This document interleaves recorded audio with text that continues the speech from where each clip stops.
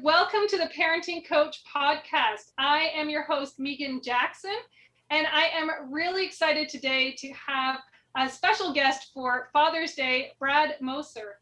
Since 2007, he has been providing individual, couples, and family therapy for children, teens, and adults. He's a registered psychologist and works at the Associates Counselling Services in Lethbridge, Alberta. So I'm so glad that we were able to work out those time zones. His area of practice includes anger, anxiety, bereavement, childhood and family origin concerns, depression, identity concerns, marital relationship distress, men's and dad issues, parenting, self-esteem, separation and divorce, stress, suicidal ideation, and trauma. The role that provides the most meaning in his life is that of a dad. And he's a proud father of two beautiful boys. He also hosts the radio show Real Dads on Jess FM. Be sure to check that out. It's fantastic. He is a it's a self-help program for dads and all parents, really. He's active with engaging dads, letting them know of the importance of their role and encouraging everyone to promote positive father involvement. Brad, thank you so much for joining us today. Thank you for having me here. I appreciate the invitation, Megan, and I love working with dads and moms, and so it's great that everybody could tune in today to this program. With Father's Day coming up, I really want to make sure we give a big shout out to all the dads out there. So what are some things that dads are doing well these days? What have you noticed in your practice? Well, huge changes, and especially considering the progress that fatherhood has made within the last few generations. When I was growing up, and probably when you were growing up too, Megan, and previous generations to that, dads weren't very involved, and they're becoming more and more involved as time goes on. So now you see a lot of dads who are engaged and involved in the raising of their children. You see that parents are working better together with their co-parenting. They're both working together for the best interest of the kids. And so much so that millennial parents, so new parents nowadays, I see that dad's involvement and engagement in the kids' lives is expected, right? So you see them going to appointments with the doctors. You see more dads at parent and child playgroups, parent and toddler playgroups. And you see dads attending more activities with their kids, like at school and whatnot. So it's great to see that level of involvement from dads. Yeah, I remember we were chatting once and you were telling me even commercials are changing their view of fathers. Absolutely. So yeah, society is changing overall. So professionals are more engaging with dads and moms. And also media is portraying dads as part of the parenting. And whereas it used to just be a mother thing. So for example, with Huggies diapers, they've been in operation since the 60s. And every year they put out a new packaging, a new box that often shows a mom with their baby, with her baby.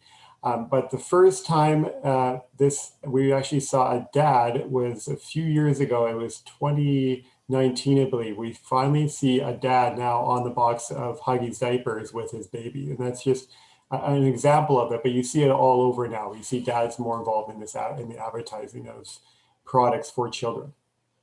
That's absolutely fantastic. I've noticed a shift too in the work that I'm doing, that a lot of the families, when they come and ask for help, originally I was assuming it would be mostly moms, but couples are now coming, which is great because they're each taking on roles. It's dad that's doing the drop off and then mom's doing the pickup. So they both want and are involved actively in making sure that they're getting the best information and helping as best as they can with their kids. Absolutely. Yeah. But I know that moms and dads, we're different and we have different struggles. So what are some things that fathers struggle with most in their parenting?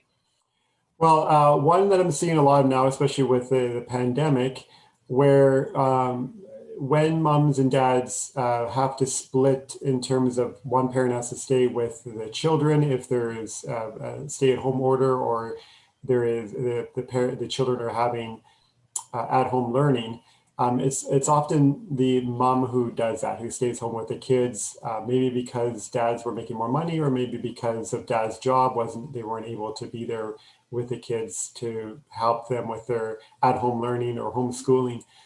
So there's that, and then there's also work as well. Just with dads within the last so many years, and it's still a pattern where dads often do work out of town, or they travel for their job, and so they're away from the family, and so moms have to pick up the pieces often. It's not always the case. It's sometimes dads who are in that situation, but they have to pick up the pieces, and they have to raise the kids, and then dads come back, and maybe dads aren't as familiar with what's going on in the house and with the children, and so a lot of dads kind of struggle with that. They're not sure about their role. They're not sure about what's going on, and they often rely on their moms, their co-parents, to help them. And that's great. I mean, it's great for moms and dads to support each other and to give each other input and guidance and whatnot. But I think what dads are struggling with when they're not there, and they hear information from the moms, is they don't really maybe know their way of parenting, and instead they don't even know the right way. And I'm putting right way in quotations because they're often learning how to raise the kids based on what moms do, and moms and dads do parent differently in general. And so dads really need to find their own way when it comes to raising the kids, and what works for them and what makes sense to them. So I think a challenge that dads face is maybe losing themselves as a dad, and also maybe there's some relational dynamics that might take play as well, where mom, because in these situations, and not always, this is kind of a generalization, but moms might gain the knowledge and experience with raising the kids, and they may believe that their way is the right way, and not allow dad to find what's going to work for them as a parent, or to develop a natural relationship with the kids and see what's going to work. So I think that kind of plays out, especially within the mom and dad relationship and as co-parents, but also in the relationship with their kids. So my suggestions for that, if you find like that might be a situation for the dads out there, is for dads to find and to use their voice with their partner, right? So to speak up and to talk about your concerns for the children, what you think might work well for kids. Whenever moms and dads have their first child together, they have their first kid together, it's a new learning experience for both parents. And it's on the job learning. Even if one of those parents has previous experience to children, to babysitting, to looking after nieces and nephews, or even if they have their own child from a previous relationship, it is on the job learning with each individual baby. Each child is different. And so parents really need to use the opportunity to learn about their child and learn about the relationships and what's going to work best with each child, and how they want to respond as a parent, right? So that's my first suggestion, is for dads to speak up. The other one is to step up and to be the dad you want to be. Yeah, so does that answer your question? That's fantastic. I really like that. Just empowering dads to speak up for themselves and to step up. And, we hear that be the change you want in the world phrase all over the place, but really you can just step it up. And if you need to learn, then reach out. That's why both of us are here, to help parents in general. So do the research for yourself, find out what kind of parenting style works for you, and do the research, and listen to your show too. Yeah, absolutely. Yeah, thank you. So some of the listeners are moms, and they're probably thinking, oh yes, I want to get my partner on board with more, positive, gentler approach to parenting. What do you find dads respond best to if this is the case? Absolutely. And you brought up the gentler approach to parenting. As I mentioned, moms and dads often, on the whole, parent differently, but that's kind of a generalization, right? So for example, dads are better at roughhousing or rough and tumble play with their kids. And rough and tumble play has so many huge advantages to children's development. It helps them learn about risk-taking, emotional regulation, setting boundaries, all that great stuff, right? Whereas moms might be better at some other things, such as nurturing, taking care of children's needs. When you look at the way that parents hold babies, there's a difference between dads and moms. Dads are more likely to hold, when they hold the baby, they're more likely to hold the child away from their body, right? Or like a football hold, or some way that the child is seeing what the dad is seeing. And that's great because the dad is there to show the child, to show the baby the world, right? And I'm going to guide you through this. That's the kind of the message that kids get from that. Whereas moms, they hold the baby, more likely to hold the baby towards them and towards their heart. So when they pick up the baby, they hold it towards them. And that's to show that I'm here to protect you, I'm here to look after you, and that kind of thing, right? So that's just an example of some of the differences. But whenever you have concerns with either mom or dad, with your other parent, your co-parent, or with the children, it's best to talk about your concerns and not leave it, just keep it to yourself. It's best if those concerns are aired out and you're able to talk about them, even if it does bring about conflict. That's okay, just to be able to talk about them, and to also know that dads and moms parent differently, right? And it's best to allow your co-parent to parent the way that they feel comfortable and that's going to work for them. If you have any concerns, again, about discipline or anything like that, to be able to talk about that. And also to involve dad. It's so important to do that because they need to feel like they're a part of it, a part of the family, a part of raising the kids together. And that you're also making decisions together, right? So it's not just about one parent making the decisions, that you're both talking about these things, decisions when it comes to the kids, when it comes to their school, to raising them, anything like that. And also to celebrate your kids together and to celebrate your co-parent, right? So for example, when you're talking with your friends about how parenting is going, how the kids are going, to really celebrate what you appreciate about your husband, boyfriend, partner, your girlfriend, your co-parent, and just to be able to that for you that promotes a attitude of appreciation towards your co-parent, and it helps build them up as well, especially if they hear those messages. And also a big part too is to step back and let them take the reins. Let your co-parent take the reins and see what's going to work for them. It is easy for a lot of moms, and this is just a generalization again, if moms are having they're with the kids more and they're making the decisions about how to raise them on a daily basis, to try to almost like take control of, the other parents' raising of the kids, right? Because you're with them more, you know more about the children maybe and what they're going to respond to, but allow them to just, I'm encouraging parents to step back and let your partner kind of figure things out on their own and to be able to talk with them at the same time. That is so much helpful advice. I really like that you're saying to be on a team together. It's not one parent versus the other, or one's doing all the work and hey, you're just watching the kids once in a while. It's not that the dad's the babysitter. He's a father and he needs to be able to form his own relationships, do it his own way, and then bring in that communication piece, which really helps the children see too that you're on the same page as well, I think.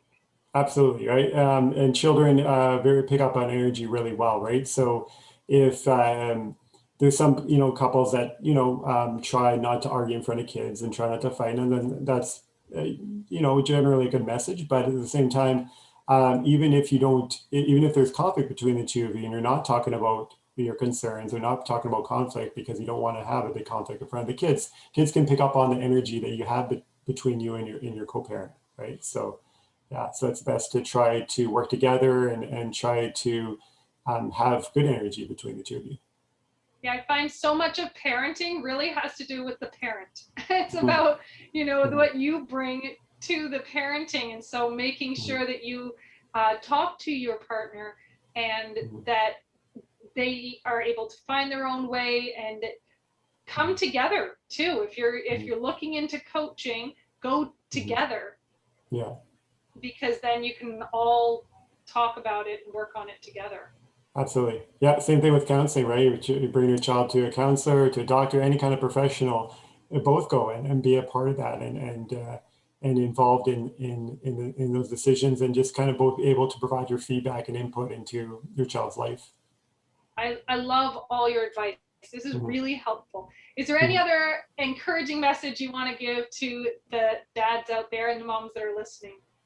Yeah, just that the dads are doing a great job, and I appreciate seeing this every time I mean, not unfortunately with COVID, it's restricting this, but every time I see dads out with their kids or families out, I appreciate seeing how much dads are involved, and they're in there and they're having fun with the kids, and they're involved in their child's life.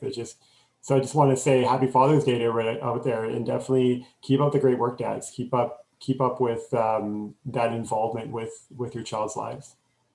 And the other thing I want to mention is going back to that celebration, is just really celebrating your kids, right? So the other thing I'd love to see is on social media how much dads celebrate their kids with the world, right? And talk and show, them playing and wrestling with their kids, or the birthday party or presents they got for their kids. I mean, that's amazing. And in your workplace, make it a special place for you and your kids. So put up pictures of your kids. Father's Day gifts and Father's Day crafts you get from your kids. Put those up at your workplace. Just celebrate it with everybody you work with. Yes, I love that, because being a parent really has so many skills that you're using, and it's fantastic when we can celebrate that in the workplace as well. Yeah. Where can our listeners find you? Because I know they're all going to want to listen to the Real Dads show. Absolutely. Yeah, absolutely. So you can follow me on social media. So you just have to search Brad Moser, Registered Psychologist, and I'm on Facebook, LinkedIn, Instagram, and Twitter. And also the radio station that my show Real Dads is on. It's usually the last Tuesday of every month when I do a show in the morning at 10:30 Mountain Standard Time. But all the shows are recorded and they can be watched. So you just have to, on Facebook, search Jess FM, that's JESS FM, or Jess TV. And you'll see, if you click on the videos, you'll see I have a playlist up there. And also, I think in the show notes is a link to my videos on Facebook. Yes, I will make sure everything is in the show notes. Thank you again so much, and happy Father's Day to you, and enjoy the time with your children as well. Yeah, thank you so much, Megan. I appreciate it.